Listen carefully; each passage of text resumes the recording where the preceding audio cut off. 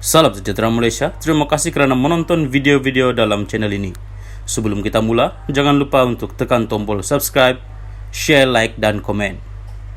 Let's go! Salam sejahtera dan selamat petang, salam perpaduan berita panas hari ini. RM 10 bilion boleh diselamatkan dari kebocoran perolehan kerajaan. Anwar. Berita penuh.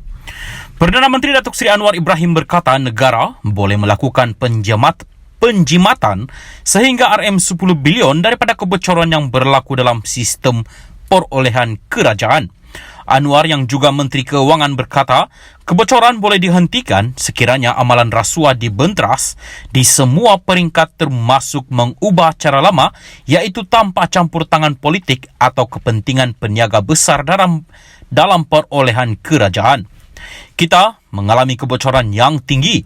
Belum 2 bulan, saya di Kementerian Keuangan sudah kenal pasti RM 3 bilion hingga RM 4 bilion yang boleh diselamatkan, katanya ketika berucap pada Majlis Dialog Belanjawan 2023 bertema Membangun Malaysia Madini di sini hari ini.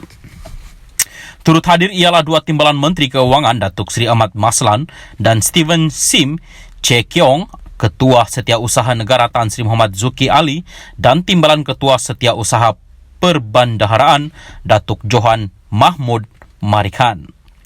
Anwar berkata daripada pengalamannya, ketirisan dapat dikurangkan sekiranya hal-hal perolehan diserahkan kepada pihak yang berupaya dalam isu seperti banjir atau pembelian senjata. Biarkan urusan perolehan untuk tentera udara, laut dan darat dipertanggungjawabkan mengusulkan jenis barangan terbaik dan rundingan antara kerajaan tanpa campur tangan dari politik atau kepentingan peniaga, katanya. Sementara itu, Anwar berkata pendekatan dalam bajet 2023 seharusnya adalah untuk memulihkan keyakinan pelabur domestik dan luar negara serta mempercepatkan kelulusan pelaburan. Memberikan contoh satu usul untuk memperkenalkan ladang organik oleh sebuah syarikat yang mengambil masa 2 tahun mendapat kelulusan. Anwar berkata, perkara seperti itu perlu dihentikan kerana ekonomi hijau merupakan keutamaan untuk kemampanan ekonomi.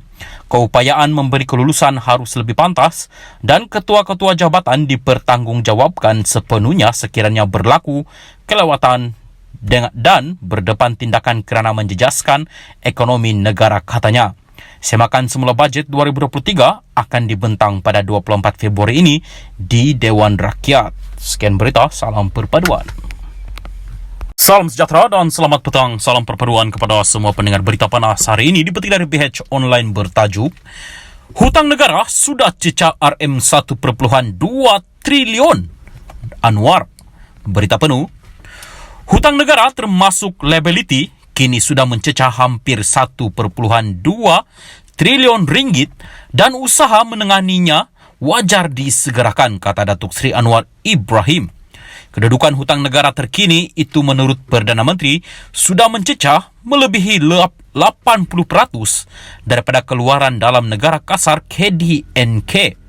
Ia turut memberi kesan apabila bajet defisit akan lebih melebar daripada jangkaan awal iaitu 5.8% daripada KDNK untuk tahun 2022. Masalah hutang negara kini sudah mencecah RM 1.2 trilion dan jika ia termasuk liability, ia menjadi RM 1.5 trilion, katanya dalam Majlis Dialog Belanjawan 2023 di Kementerian Keuangan hari ini.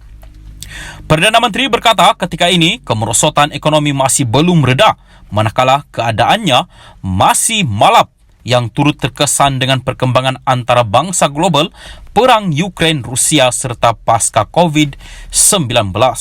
Kalau ikut unjuran tabung kewangan antarabangsa IMF sendiri pun, ia ekonomi terus menurun.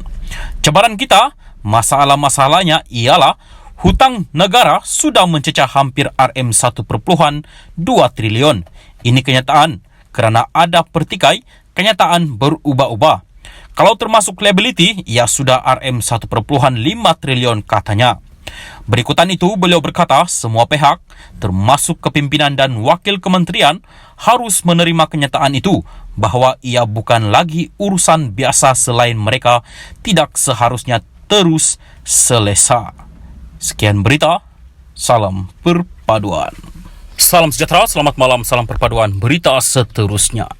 Ismail Sabri tercicir dari senarai Menteri Angkat Zahid. Berita penuh. Bekas Perdana Menteri Ismail Sabri Yaakob diketepikan daripada tanggungjawab menjaga UMNO negeri-negeri melalui projek Menteri Angkat yang diperkenalkan Ahmad Zahid Hamidi. Nama Ismail Sabri tiada dalam senarai tersebut di sebalik langkah Presiden UMNO berkenaan memberikan kepercayaan kepada dua naib presiden lain. Muhammad Khalid Nordin yang juga Menteri Pengajian Tinggi dilantik menjadi Menteri Angkat bagi Terengganu, manakala Madzir Khalid menjaga Kedah. Bagaimanapun ketika ini, Madzir bukanlah anggota kabinet selepas kalah dikerusi Padang Terap dalam PRU ke-15 lalu. Timbalan Presiden UMNO Muhammad Hassan diberi kepercayaan menjaga Negeri Sembilan, Muhammad ialah Menteri Pertahanan. Setiausaha Agung BN Zamri Abdul Kadir pula menjadi pilihan Ahmad Zahid mengelolakan Kelantan, manakala ahli Parlimen Pengerang Azlina Othman Said di Pulau Pinang. Azlina ialah Menteri di Jabatan Perdana Menteri yang bertanggungjawab dalam hal ehwal undang-undang dan reformasi institusi, manakala Zamri kini menjadi Menteri Luar.